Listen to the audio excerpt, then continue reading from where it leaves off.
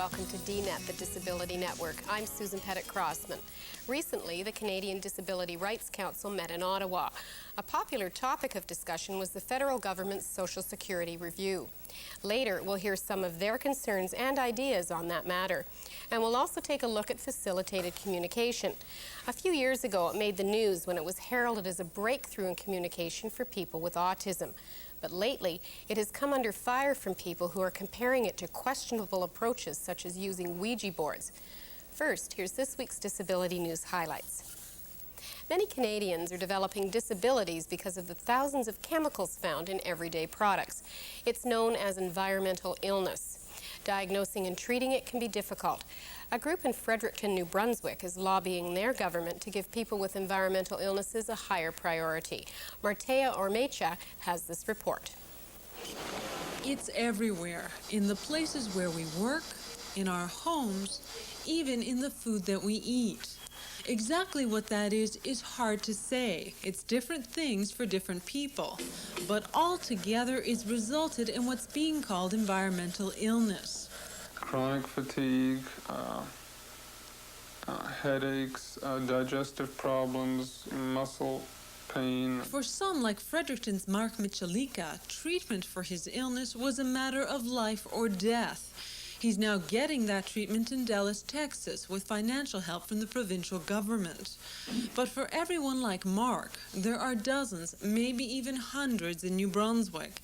And according to Mark's father, Carl Michalika, those people are not only not being treated, they're not even being diagnosed. We want to raise awareness that there is a problem, both in numbers and both in severity of how it affects human life.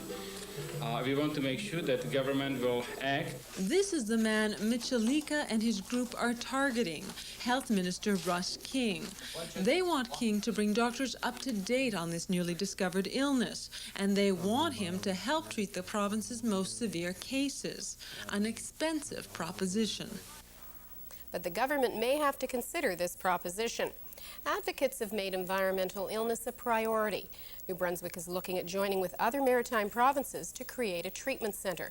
But health officials won't say when this centre will be developed. Some people with epilepsy have a new way of knowing when a seizure may hit. They're discovering that their dogs have hidden talents. Scott Laurie has the story from Repentigny, Quebec. Marie-France Sirois has had epilepsy for 9 years. It makes her afraid to go outside. But her dog Fozzie has changed that. He senses her seizures, barking before they happen. Il avait 4 mois, c'est que je le mettais, il pleurait. When he was 4 months old, he would cry, she says, so I would kick him out to go pee, but he wouldn't go. When he's around me, he doesn't stop until my seizures are over. The dog's warnings allow Sirois to better prepare herself, to sit down or go to a quiet place. After Sirois discovered her dog's talent, she brought him to this trainer. He tested the dog's behavior. Now he trains other dogs to do the same thing. This particular dog has got, at least what I call in my books, a sixth sense. Whether others believe it or not is something else. Sirois isn't alone. Science magazines have reported about dogs similar to hers. And recently, Epilepsy Canada discovered a Toronto woman with the same kind of dog.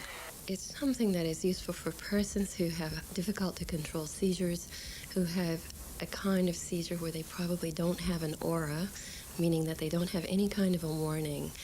Epilepsy Canada says not many people use the dogs. An Ontario group training the dogs knows of only 3 in Canada. The National Wheelchair Rugby Finals were held in Charlottetown, Prince Edward Island last weekend. Wheelchair rugby is a rough-and-tumble contact sport designed for people with quadriplegia. The game has been around since the mid-70s, but as CBC reporter Scott Scantlebury discovered, it hasn't yet caught on in P.E.I. Darren Gibbs and Paul Hennessy are the only 2 wheelchair rugby players in P.E.I. Been trying now for the last 4 or 5 years to get the players out to have a game, but we just can't seem to get people out. Keep it in the air. Darren and Paul will be playing in this weekend's Nationals on the Maritime team, along with players from Nova Scotia and New Brunswick. Wheelchair rugby is played on a regulation basketball court.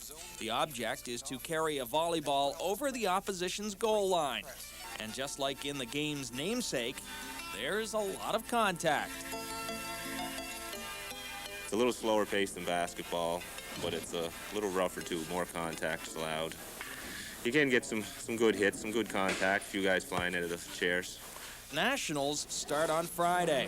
Both Paul and Darren hope it will attract a few more people to the game because they'd really like to have somebody else to play with. I hope so. I've been talking to a few fellas trying to get them to come out and watch it and stuff. They're supposed to come out this weekend and that, and let them see what it's like, and hopefully we'll get them next year. Paul Hennessy and Daryl Gibbs may have to wait a little longer to find new teammates. The finals raised public awareness of the sport, but officials say no one yet has expressed interest in joining the wheelchair rugby team. That's this week's roundup of disability news highlights. When we come back, an update on the federal government's Social Security review.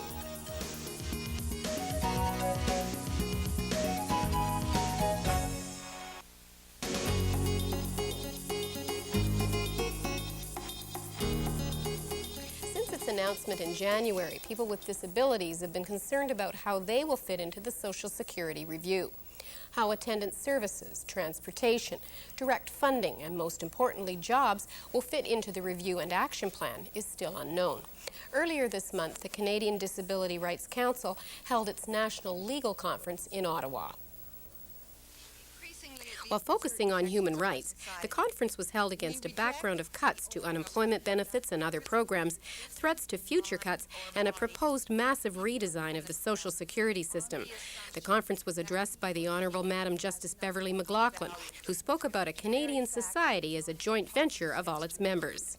I am more and more convinced that the only viable alternative is what I would call the inclusive society, a society which seeks to recognize our essential interconnectedness and the individual worth of each person. But Canadian society has not yet reached that stage. That the majority of people living with HIV are poor and struggle to meet the needs of their condition on inadequate social assistance programs. 30% of all Aboriginal people in this country had some, or indicated that they had some kind of a disability. CDRC participants discussed at length legal issues surrounding double discrimination faced by women, persons living with AIDS and HIV, Indigenous peoples, and people from other countries who live in Canada. It's too costly. Some members also discussed the wider implications of the federal Social Security review.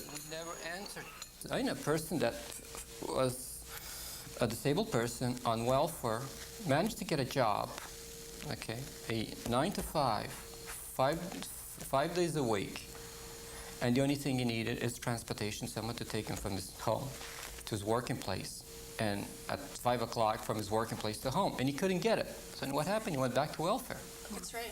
And then when you start hearing welfare is going to be cut, and you know that you're already living in poverty, that you've got expenses that go beyond normal expenses, because there are extra expenses. You have to buy more expensive seats in places. You have to have people to help you. And then you hear you're going to be cut and forced to work in something that isn't going to work. And you sort of think, why am I yet again being called the person who's being blamed? And we really have a culture right now that is blaming people on welfare. And they're not willing to look at what the structural and systemic changes are needed to get people off welfare. They want an easy fix. Well, what we're going to see too, I think, with any more cuts and reduction of programming is that the gains we did make in terms of getting people out of institutions and normalizing their lives and putting them into the mainstream of society are going to become they're going to disappear because people will not be able to support themselves in independent living. That's right. Even if there aren't physical barriers, there are other barriers that keep people from working, people with disabilities. I mean, the one positive thing they could do is to look at new ways of delivering drug benefits and other insurance programs so that you don't have to be on welfare in order to qualify to get catastrophic drug insurance. I mean, I think at least we can start to make some progress. But I don't see it happening because all I hear is that people say, well, it costs too much money and we don't have the money and you have to fight with your other equality groups to get the money. It's a global thing. We have to do it in conjunction with society, with the groups. If we talk about disability, with the disability movement, and also take a look how social service should be delivered, and people with disabilities should have a say in the way that those services should be delivered and developed. Okay, so I mean, there could be streamlining. I think part of the problem, we have a lot of duplication in programs, and if we can start to focus people. For instance, in Quebec, you have a training program funded by the Quebec government. You have another training program funded by the federal government, and both programs are neutralizing each other. So it's sort of, the monies are there, but we don't have access to the programs. Okay, there's no consultation or cooperation between branches of government. We have a lot of examples. Plus, there's no consultation with the disability movement, but also no. Let's say that there is consultation, but consultation in the mind of government is not in developing the programs, in the decision-making process, but the consultation in the mind of the government is sort of to approve what government has decided beforehand. Okay, so maybe the message that we have to take to the government and to all levels of government is that they need to stop trying to blame each other and to try and stop shoving costs off on each other and start to look at the need to do systemic reform as a whole and to make sure that they do the pieces together. The new approach must include all Canadians. I think, secondly, we will find that programs and approaches which ensure that people with disabilities are allowed to effectively enter the job market will allow all Canadians to effectively enter the job market. And therefore, I don't think we can afford to sit back and await the outcome. I think we have to be in there, roll up our shirt sleeves and get in there and work with the politicians and the bureaucrats and the public to make sure that the concerns of all Canadians, including those with disabilities, are taken into account in this review. This week, Lloyd Axworthy, Minister of Human Resources Development, met with 10 disability organizations in Ottawa. But since the province has failed to meet with the federal government over the review, Axworthy has had to delay his action plan again until the end of June. Over the summer, the Parliamentary Committee on Human Resources Development will meet with Canadians across the country. Disability rights organizations, too, will be consulting with their members. They intend to develop concrete proposals for real reforms that fully include people with disabilities. Coming up, facilitated communication. What is it, and how effective is it?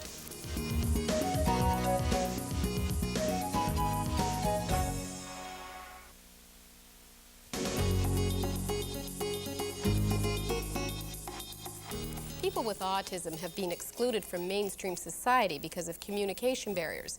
Recently, that exclusion has been challenged through the use of facilitated communication.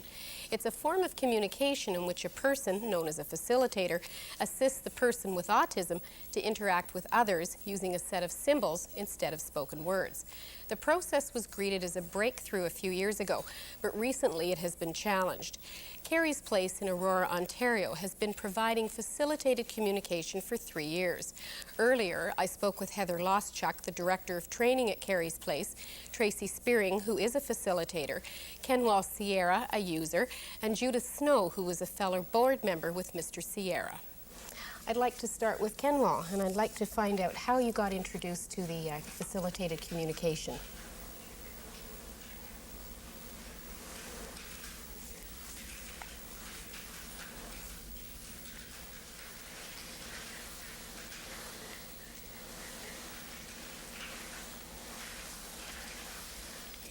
Our communication therapist introduced it to me.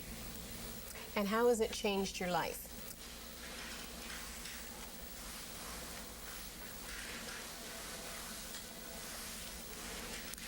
I'm a real person now. How were you communicating before you got facilitated communication? What did you use?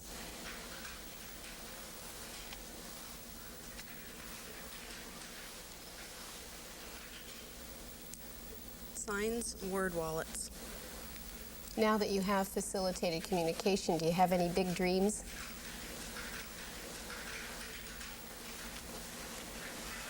Living on my own. And would you like to be out in the community living on your own?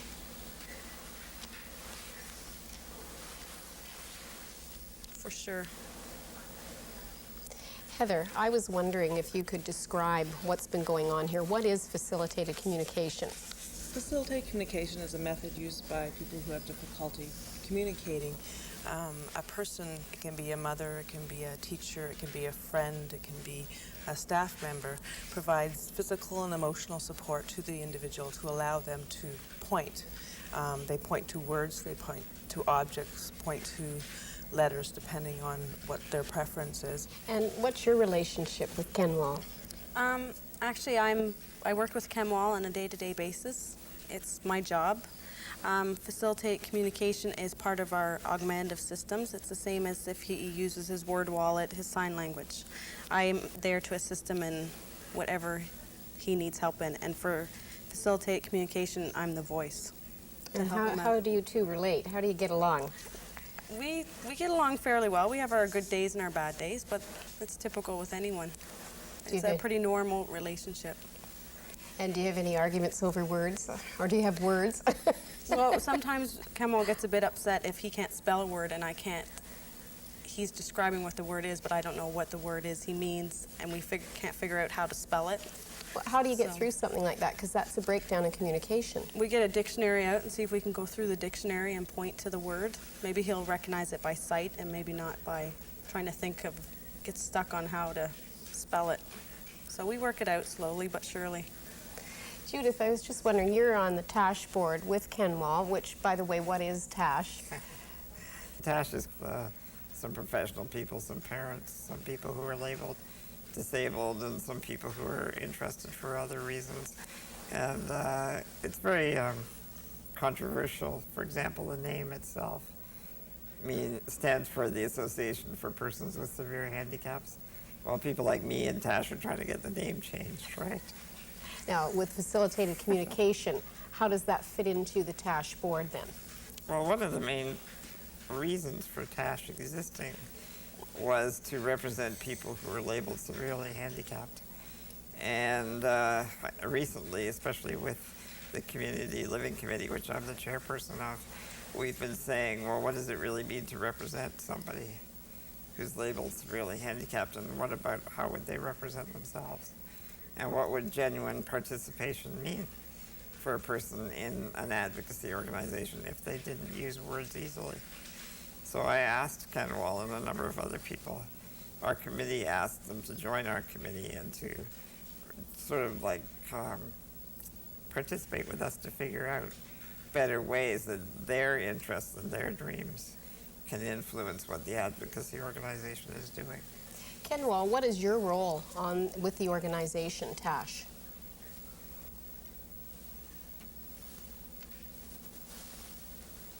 I have input and help people who need it. Judith, as far as this communication goes, there has been some controversy around it. People have considered it a Ouija board and all kinds of things, and some have a disbelief that the facilitator and the user are actually able to communicate. Could you talk a little bit about the controversy?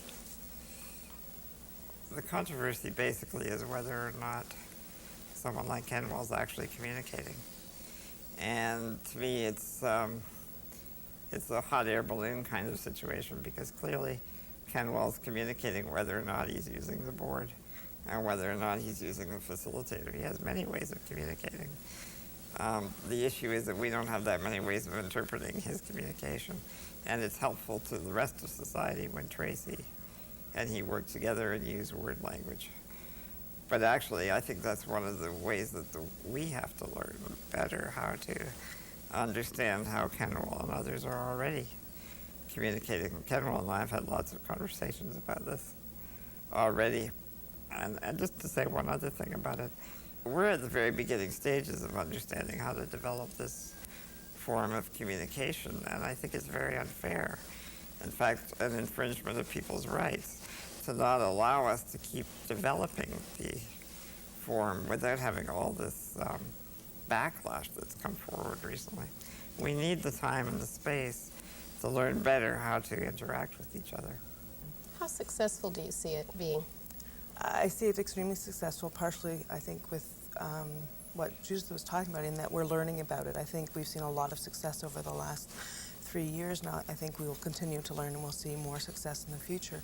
The biggest success, I think, isn't just that Kenwell is able to communicate to us, but I think the attitudes towards people with autism are changing, and that's also been a huge success for us. Kenwell, I'd like to give the last word to you. Is there anything that you'd like to share with me about this and what it's done for your life?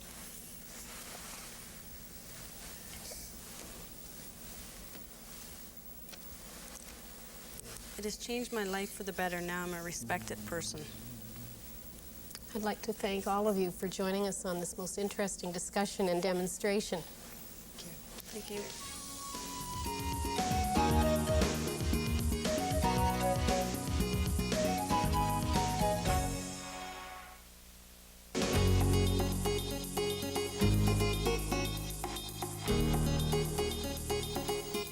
That's our show. It's the last of the season. In the meantime, you can keep up to date on disability-related information through local and national newsletters and magazines. The latest edition of Abilities will be out shortly. It will include a feature on women with disabilities in the workforce and a response by Lloyd Axworthy on the Social Policy Review. The latest issue of Ability Network is out now. If you're in the Toronto area, catch up on the latest in products and technology at the People in Motion show. It takes place at the exhibition grounds on June 3rd and 4th. We won't be on the air during the summer, but we'll be working on programs for the next season. Write to us with your story ideas and opinions. Or if you'd like to be more involved with DNET, let us know. We'll see you again in the fall. I'm Susan Pettit-Crossman. In a moment, we'll leave you with some behind-the-scenes images of DNET, the only national television program produced by people with disabilities. But first, here's our address. Disability Network, CBC, Box 500, Station A, Toronto, M5W 1E6. That's the Disability Network, CBC, Box 500, Station A, Toronto, M5W 1E6. You can fax us at 416-205-3399. This program is brought to you in part by the Centre for Independent Living in Toronto and the Canadian Association of Independent Living Centres.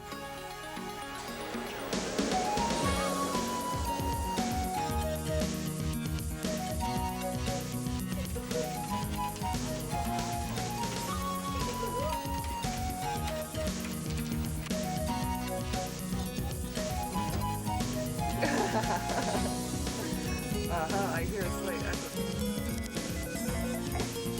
Disability Network? Hi, can I help you?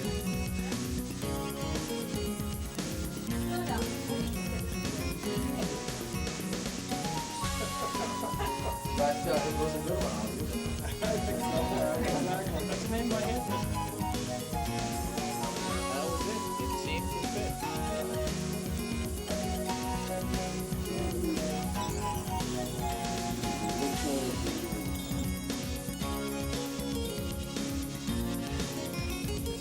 Checking mic 1, 2, checking mic 1, 2, 3.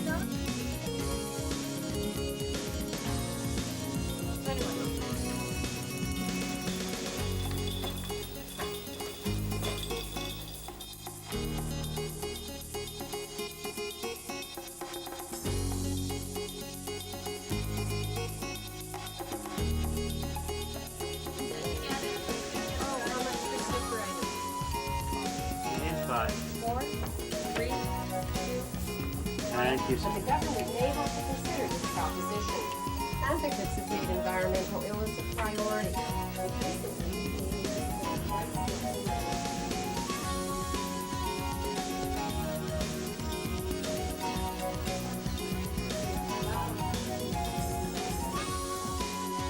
Recently,